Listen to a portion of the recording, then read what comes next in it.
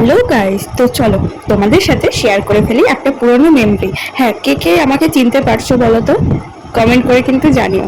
এটা হচ্ছে আমার একটা খুব সুন্দর মেমরি, পুরনো আর কি। তো ভাবলাম তোমাদের সাথে শেয়ার করে ফেলি, কারণ আমার জীবনে সুন্দর সুন্দর মেমরিজগুলো আমি তোমাদের সাথে শেয়ার করি।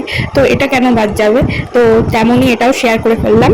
এটা হচ্ছে আমরা প্রায় অনেক বছর, প্রায় 4-5 বছর হতে যায়। তার আগে আমরা গেছিলাম গ্যাংটক সিকিম ঘুরতে।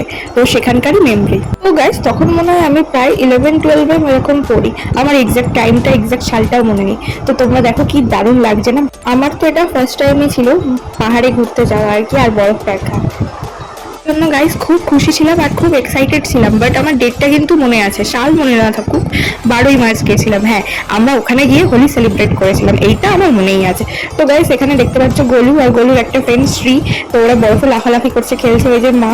তো আমি কিন্তু বরফের মধ্যে হাঁটতে খুব ভয় পাচ্ছিলাম, কেমন মনে হচ্ছিল যেন পা ঢুকে যাবে এরকম একটা ফিল হচ্ছিল। ফার্স্ট টাইম বলে কথা।